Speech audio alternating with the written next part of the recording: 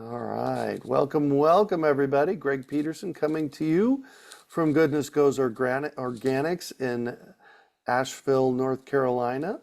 For those of you that don't know it, I lived in Phoenix, right in downtown Phoenix near Granada Park for 54 years. And and welcome, Peggy. Where are you listening in from? Well, currently I'm in Rimrock. I'm visiting a friend, Rimrock. Thank you. There you go. I'm at a friend's house, but I live in 1 hour south of Phoenix, out in the desert. Perfect. Thank you, Peggy Sue. And Don Titmus. Yep, I'm from Mesa. That's east of downtown Phoenix, so it's in the eastern portion of the Metro Phoenix area. Perfect. Perfect. We already have a question from Christine. Yes, we will cover that, not in the explainer. All right, so I'm going to go ahead and play the explainer video. We will mute our audio and video while we're doing that, and then we'll come back and join you. I just have to figure out how to, let's see here.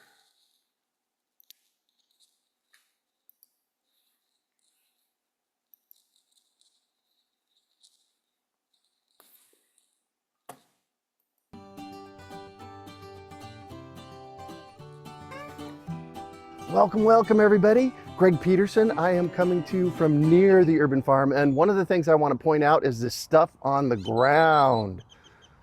These are mesquite beans on the ground, and I can't tell you how many people reach out to me and say, oh my gosh, we got to rake these things up and throw them away. And what I call them is food. Mesquite beans are edible. Oh my God, this is such a good one. They're sweet and they're kind of wild tasting. And so what I want to talk to you about today is how we go about the process of harvesting them and then milling them. So when you approach a tree, you want to find a tree that's got beans on it that are dry. So like this bean right here, that's a dry bean. You want to pull it off the tree, snap it in half, and you want to nibble on the end. Just take a little bit bite off of the end because there's a bean inside of this that can break your tooth. Now, if you take a bite of it and it tastes good, it's like, oh yeah, I'd like to eat that, you're in the bonus round. If you take a bite of it and your mouth goes like this and it dries out your mouth, skip that tree, move on to the next tree. So step number one, find a tree that has good dry beans and taste them. Step number two is you actually want to harvest the beans off of the tree. Never, never, never, never, never harvest the beans off of the ground.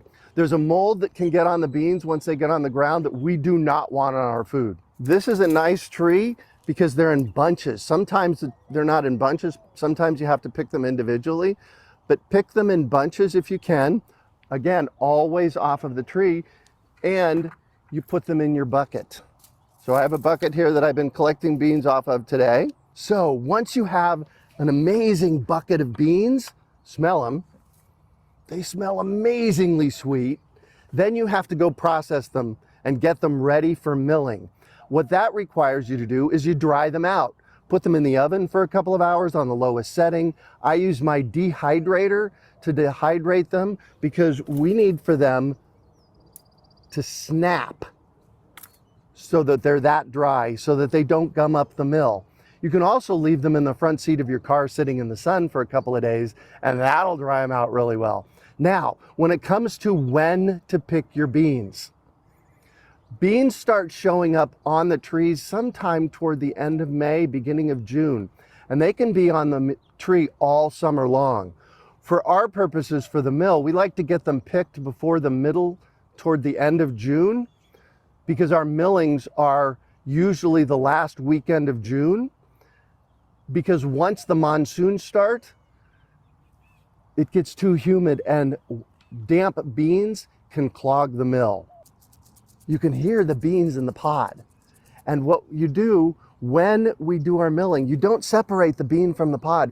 You bring us the whole thing and we mill it together. The beans actually are high in protein, and the pod itself is where a lot of the flavor is at. So pick your beans in June, make sure they're dry, bring them on down to the mill, and we'll mill them into amazing flour for you.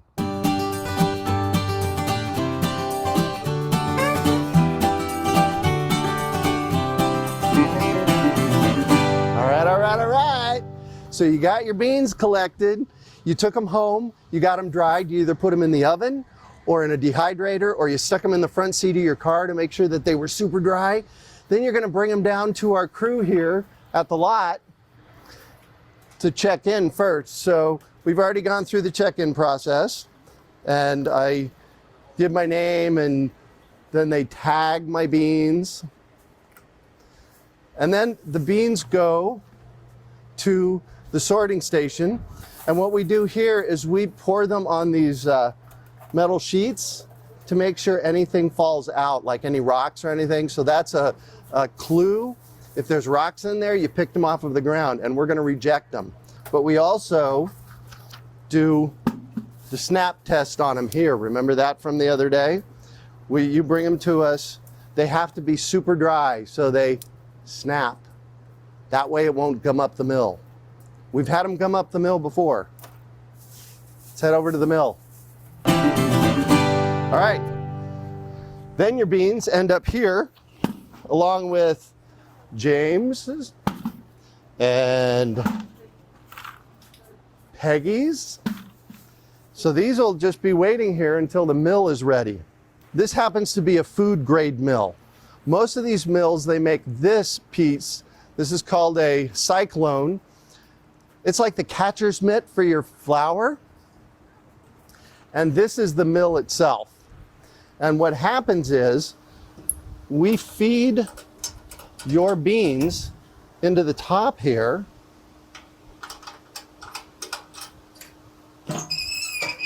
And these tines spin really fast in here, pulverizing the beans. Inside the pod is the bean.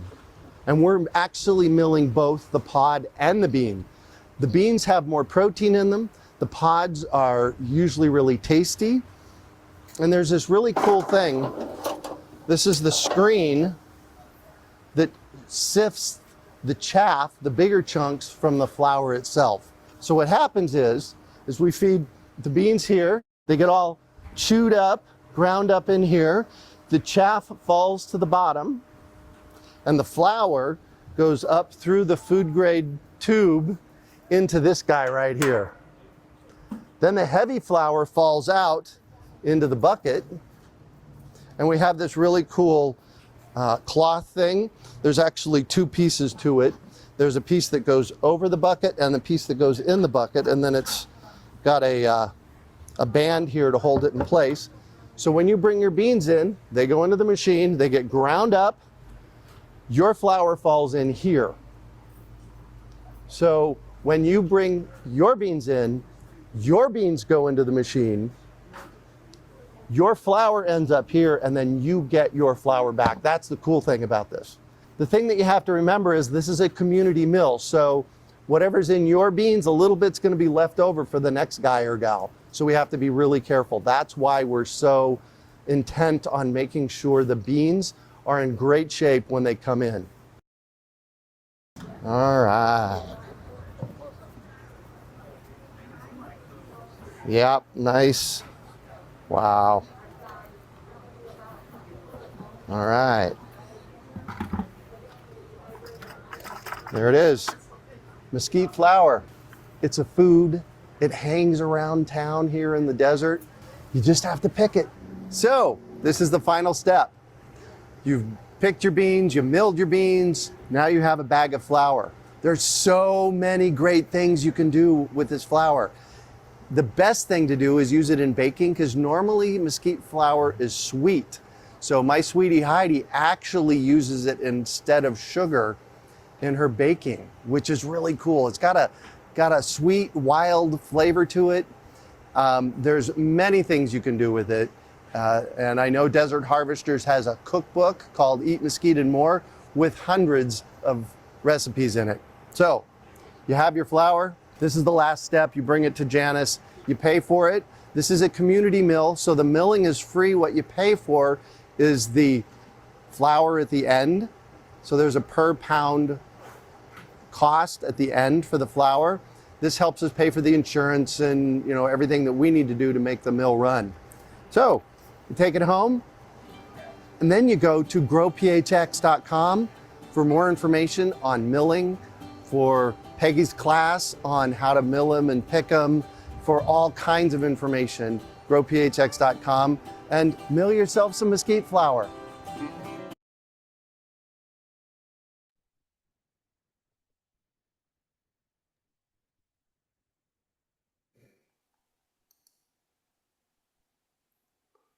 I went and checked.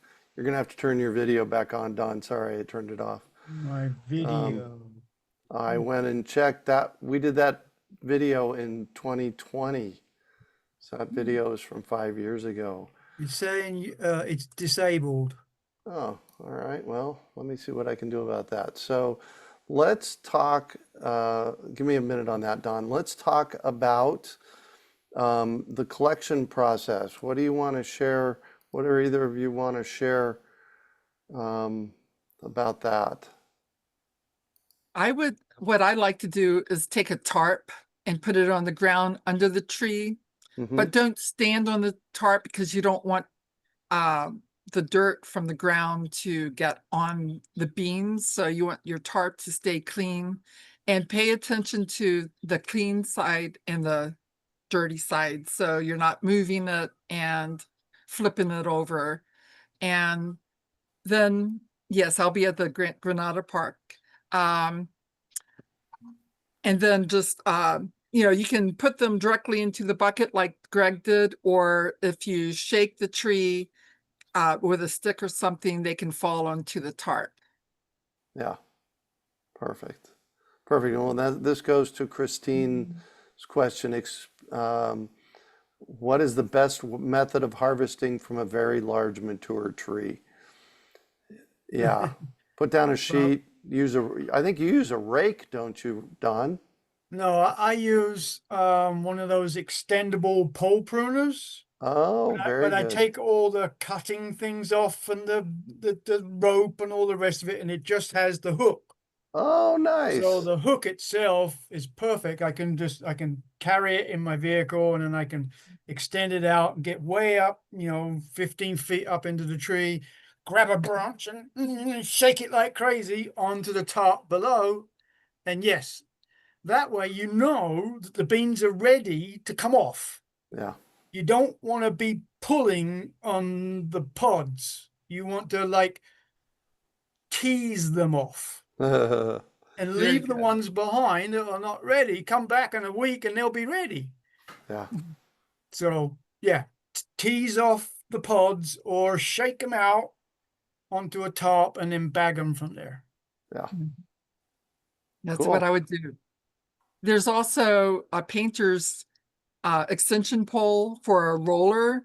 Yes. I think I've got a 20 or 22 foot pole and if you put this short roller, not the long one that rolls, but there's a short one that's just 6 inches. yes. And I use it for harvesting saguaro fruit, and it's really good for mesquite beans as well. Christine says, Saguaro tuna. yes, a citrus picker might work as well. Yeah. Yeah, absolutely. All right, cool. So and I said this in the video, and the most important thing is to taste before you Harvest. harvest, because some of them are just flat out, no, you don't want that. Oh yeah. Yeah. Chalky, horrible. Blah. Yeah. So, and what we started doing, maybe about a decade ago, we started doing them at Granada Park. We still do walkabouts. We do them every year. We do Right. one in Tempe and one at Rio Salado. Yeah. One in. So do you want the dates? Sure. What do you got? All right. For? So do you want so the Tempe one at Rio Salado, that's on the 22nd. 22nd, 8 o'clock in the morning. Is that a Saturday or a Sunday? 8 until 10, that's Sunday. Okay. Granada Park is the Saturday, 8 until 10. On the 21st, I'm backing up. And Yep. on the 14th, it's Spaces Yep. Spaces of Opportunity, and in Jordan's going to be South there. Phoenix. So that one's Jordan's going to be leading that one. Yeah. And then at each of the events, James is going to be giving us the leaflet of the mesquite harvesting and milling. It's Jordan and all of us. We all put together. Peggy, everyone contributed to the trifold, and so everyone, or every couple at least, or every whatever needs one, can have a brochure for later. They can refer to it later. Perfect. But that's when the milling, that's when the harvest classes are going to be held. Yeah. 14th, 21st, 22nd. Yes. And this is basically what I had somebody ask how long it lasts. The explainer part. So we start every time, we start with maybe 15, 20 minutes, basically reviewing everything we're talking about tonight. Yes. And then we just walk about and harvest. Yes. So, and then those of us who've done it before will walk around the different groups and saying, okay, here, why didn't you try it this way? Or why didn't you try that? Or why didn't you skip that tree and go to this next one over here? We're the coaches. Oh, there you go. Love that. Love that. So, and these are for the dates that Don gave are for 2025. If you're listening this in future years, Right. Just check with us on when our walkabouts are. All right. Yeah, so like Greg said earlier in the video, we try and it's like the last weekend of the month of June that we do the actual milling. So all the walkabouts are those weekends before. yeah, So just figure that out for yourselves. perfect. Call us.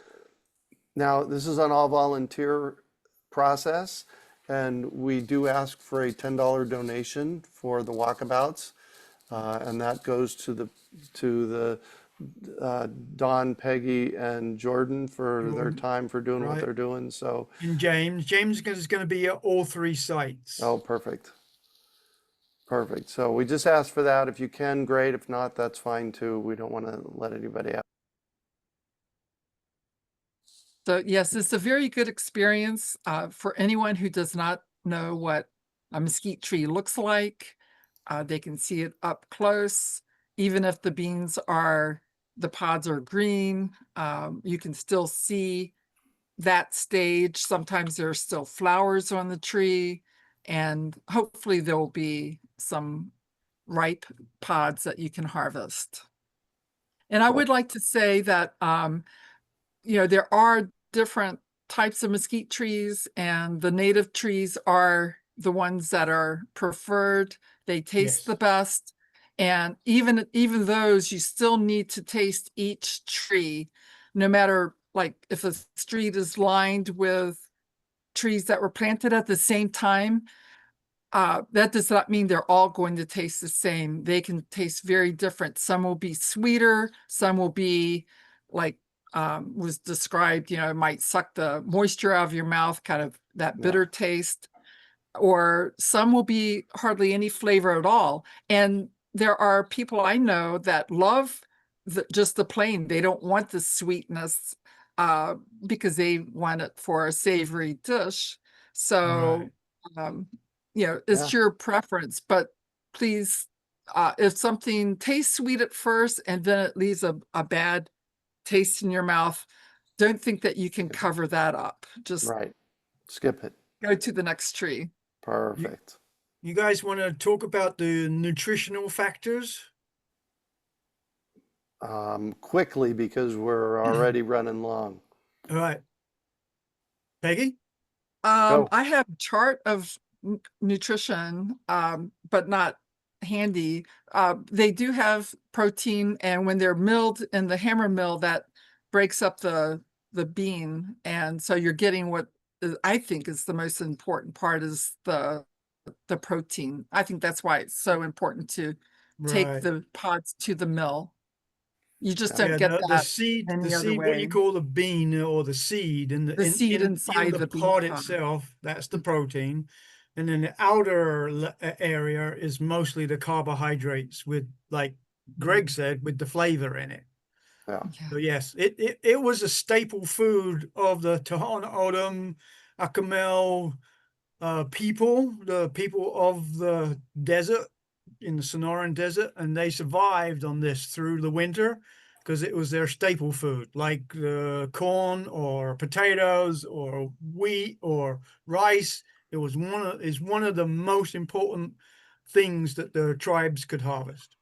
And they ate it often twice a day to sustain them, especially through the summer. Nice. Right.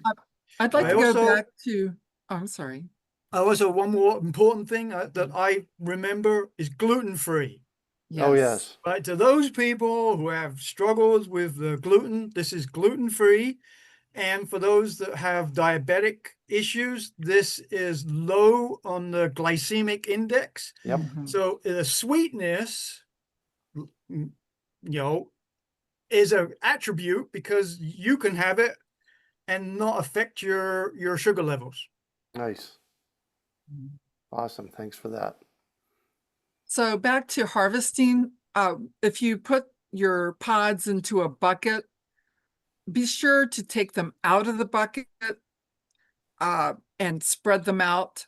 And what I like to do, I like these cardboard flats, and I take them with me because once you're out there and you're busy and you're hot and tired, you don't want to go looking for something to lay your pods out. You can also just put a sheet on your car seat or something like that and spread them out, or put them on your dashboard or Oh, something like that. this is if you're when you're drying them, because you don't need to do that immediately.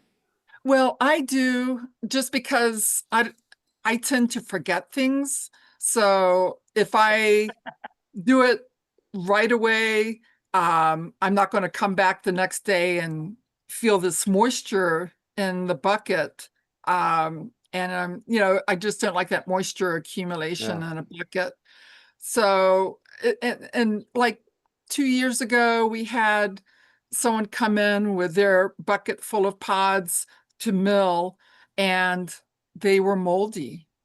Yep. And like, oh, I forgot, I just left them in the bucket. Yeah. And Don't. so it's just a way to, And those uh, don't get milled. They that's don't get right. milled if they're moldy. They don't get milled if they don't snap. Yeah. Hmm. Yeah. So I really like either oven Hmm. or dehydrator. I used to dehydrate mine for 24 hours at a medium temperature setting. That way we know they are crispy. That's a surefire way of doing it. Any thoughts on that, either of you?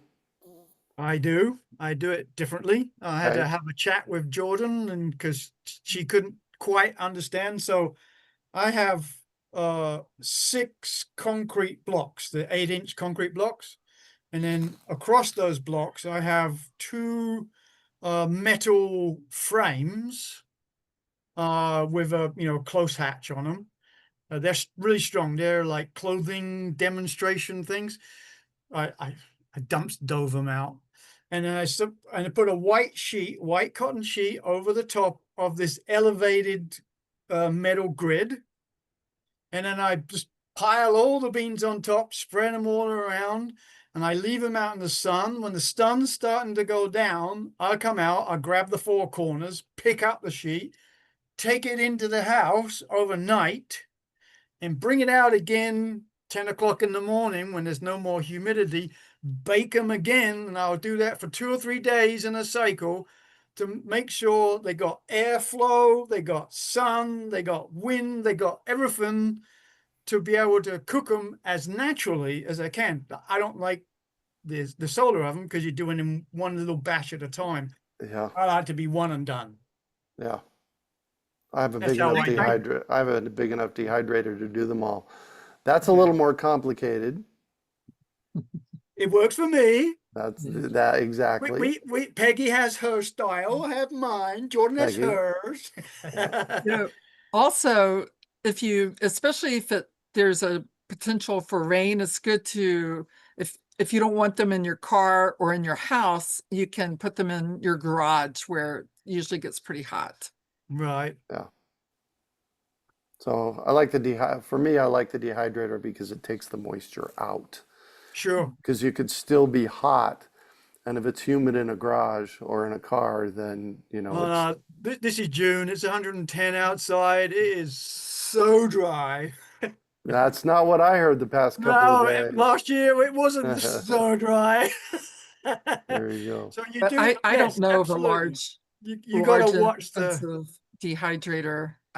That was a question all of my dehydrators are too small, so Oh yeah. right. I can't. All right, cool. So now the milling, you're gonna when you show up at the school, it's at the Montessori school. Yes. James, I know James is in the room. Will you drop in the chat box where this is at so I can get the information to people here on the call? We do it at a Montessori school near 12th Street and McDowell. Right. Did that last year and this year. And you're going to show up and you're going to be greeted by Peggy or somebody like Peggy. And what are you doing, Peggy? Peggy and Jordan, most likely. Yeah. Yes, I'll be inspecting the bean pods and educating because there's always something to talk about. Yeah. And this is super important. If your beans have any black on them, that represents mold. If you pick them up off of the ground,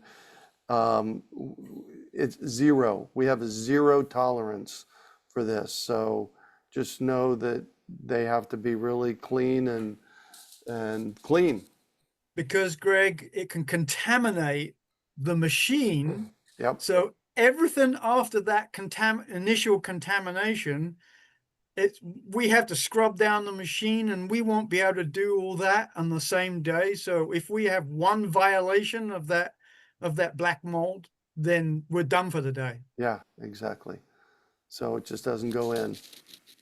All right. So we Now, got. I wonder if anyone might have a question about the holes that will appear in your pods, and you might see Oh, some Oh little yeah. insects Oh, flying yeah. around, and they are harmless. They're called bruchid beetles or bean weevils, and they lay their larvae on the flowers and they drill out. So if you see a hole, they have left the pod. You're not eating insects. There might be a little bit of larva in there. I never see it. I never have.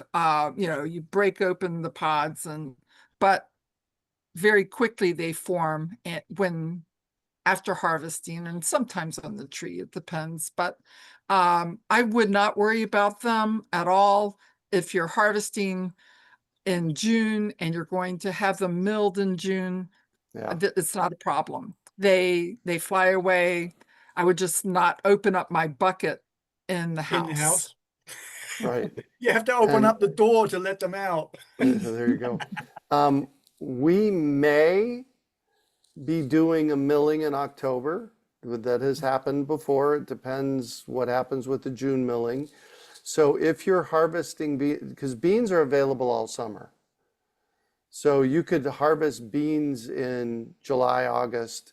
You can harvest them off of the tree then if they're dry and dry them. What I used to do with them is stick them in a bucket and stick them in the freezer because that stops the bruchid beetles, poor guys. So, if you're going to store them long term, you want to at least freeze them for a few days to eliminate a the week. beetles. Yeah, up to a week. All right, good. Yeah. Also, I've done it for a week and still taking them out. And first of all, when you take them out, don't take the top off of your container. Make sure it's completely sealed and let it come to room temperature Why is that? before you open your bucket or other container, Why is that? because it will suck in the moisture. Yep. And I forgot the term for that, but Yeah, no, that's good. it will That's good. absorb the moisture. Yeah, in Rehydration. there. yeah. And what I've started doing is I freeze them for at least 3 days, take them out for a couple of days, don't open the container at all. Let anything that the freezing only kills like kind of like the live beetle that's in the pod. Mm-hmm. It does not kill the larva.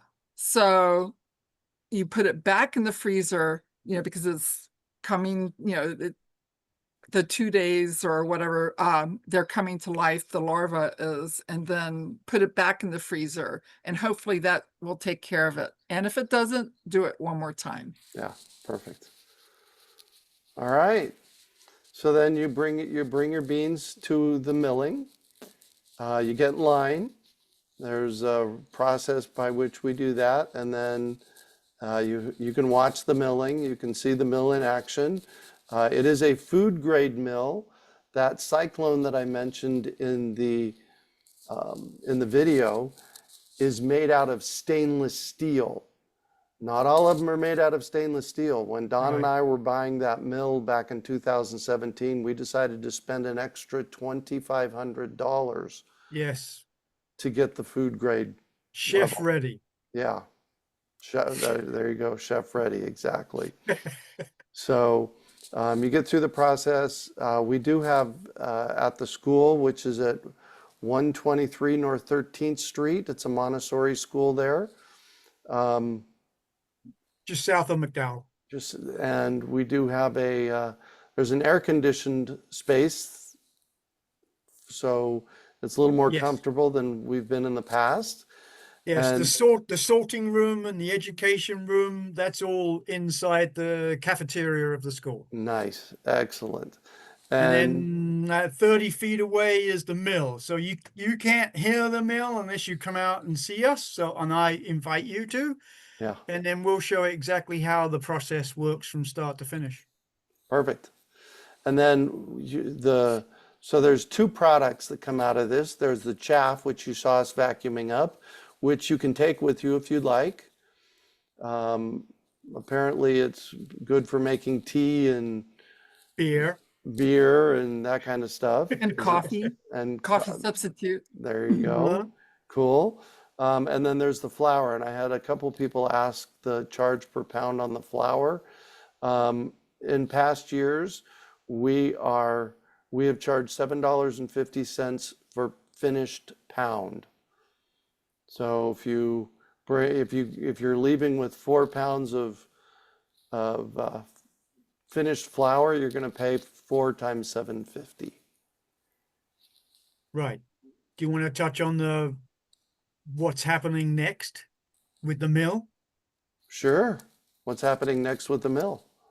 We are passing it along to the Mullen Foundation. Oh, yes. And James is in the room.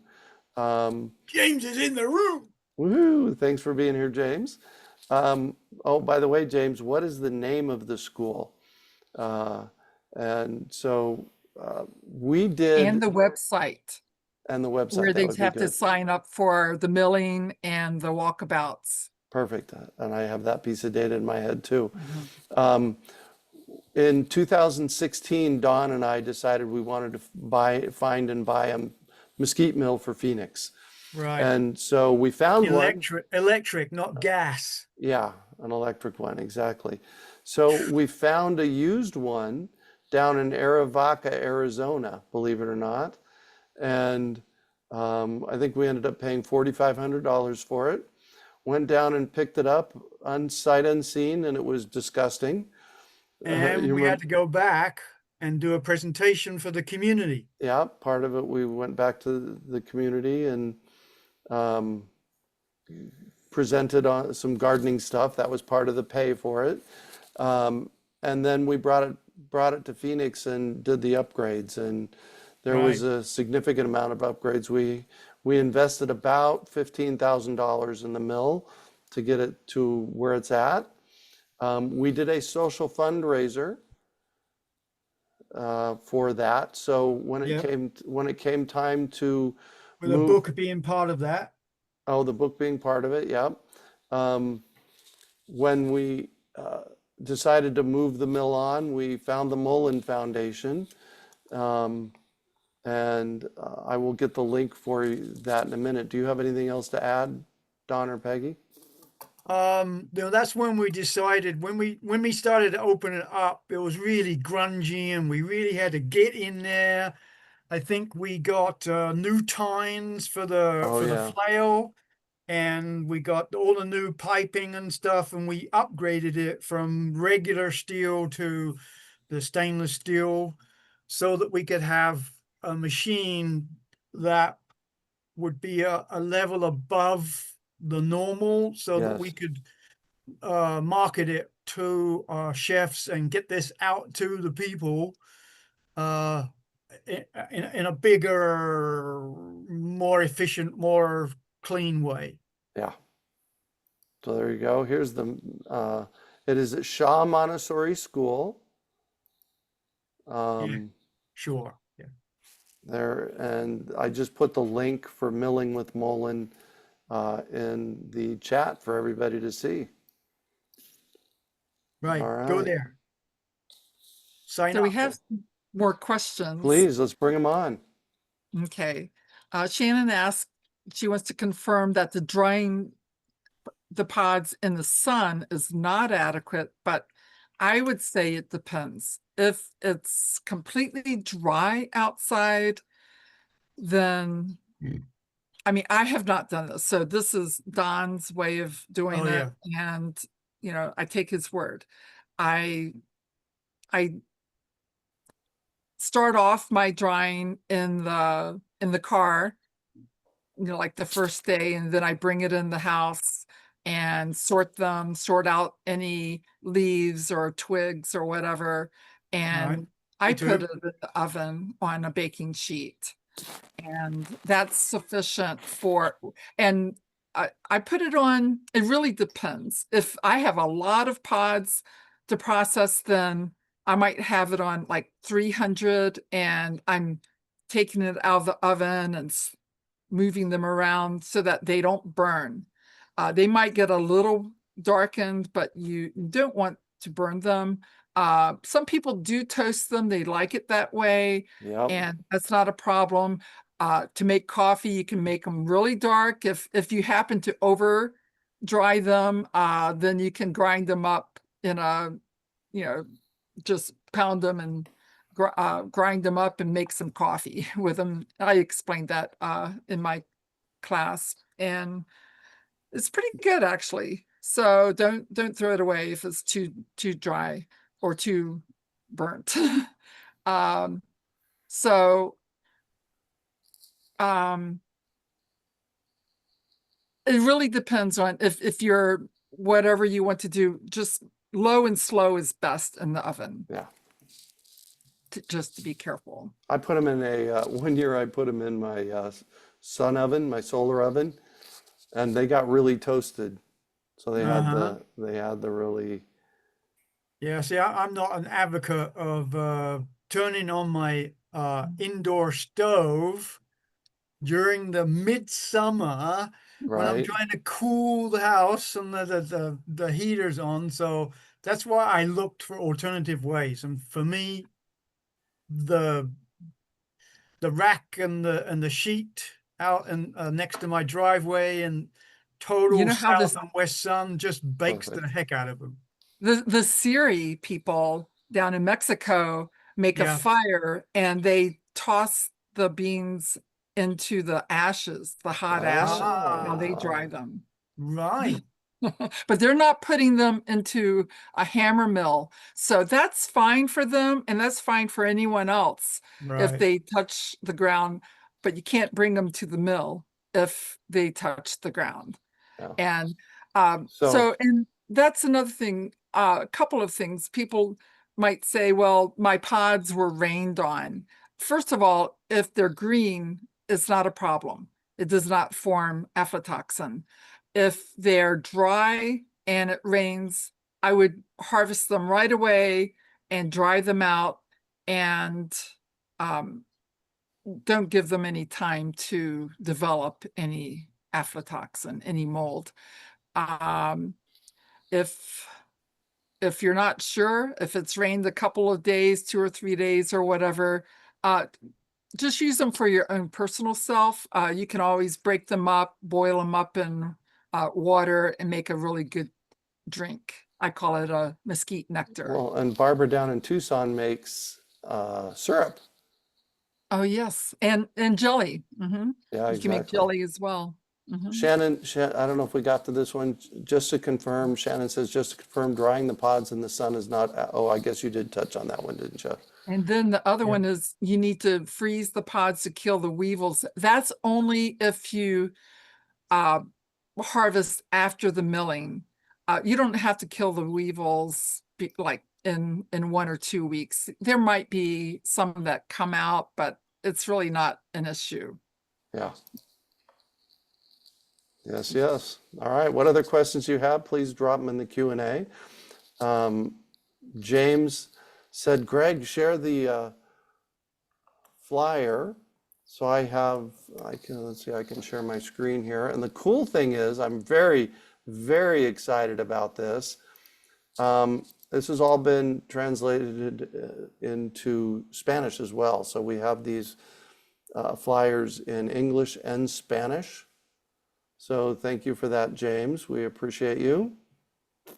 If So you're, this is the trifold I was talking about earlier yep, that will be available at each of the picking sites. at the events, yes. Oh, Wendy says she had a question. Yes, Wendy has a question in the Q&A. How long to boil the chaff for tea? Any thoughts on that, either of you? About 45 minutes. Oh, all right, there you go. I've done it less and it just does not bring out the flavor. Wild Paisley wants to know, if you bake them in the oven, how long would you bake them for? I'd start with 2 hours. That's just me. On So- low. Yeah, 180, 200 degrees. Start with 2 hours and then snap them. And if they snap, then you're good to go. Right. Snap test all the way from start to finish. Snap, Yep. snap, snap, snap, snap.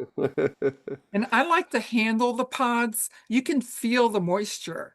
Like when you're first Oh, yeah. sorting them, They're just heavy. notice the moisture in the pods, and then you'll notice when they're dry, you'll really notice a difference. Here's an interesting question from Wendy Weber. Last year we could only harvest carob. Then I learned I shouldn't eat carob, so they're still in my freezer. Maybe that has changed. Why, Wendy? I'm not sure why that would be. Either of you know why we're not supposed to eat the carob?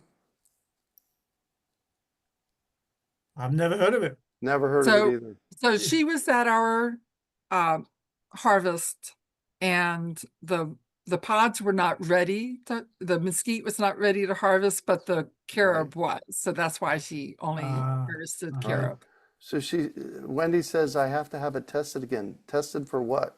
Yeah, allergy must be. Date and time of the milling.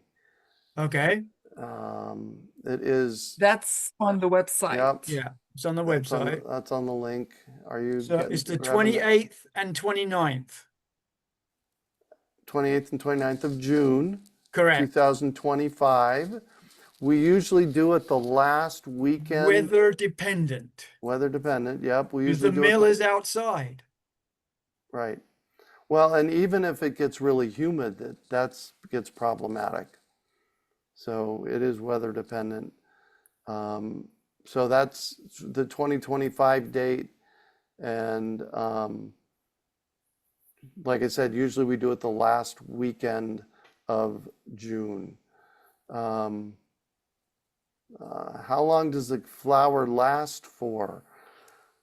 It depends. It depends. I keep it in jars in the freezer, and I've had some for 3 or 4 years. It doesn't go Yep, bad. me too, in the freezer. Only once have I had it go bad. It just got kind of buggy and webby. Only once. Oh, I don't know why, but what I've started doing is I'll put it into a mason jar, and I've got one of those vacuum sealers that you put on top of the jar, and oh that yes. that works for everything, rice and you name it. It's my Right. favorite thing to use now. All of my extra flour is in the bottom of the freezer. I put it in 1 gallon glass jars and I stick them down the bottom. And when I need them, I'll pull one out and take what I need and then put the jar back in again.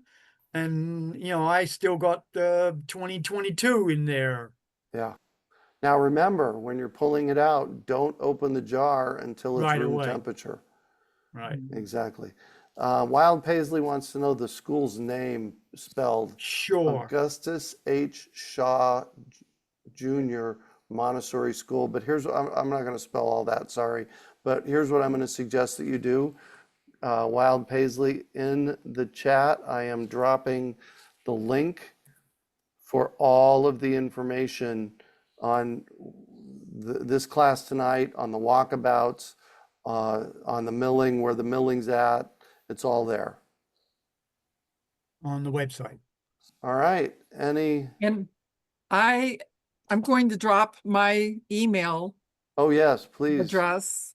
Because you have a And class coming up, don't you, Peggy?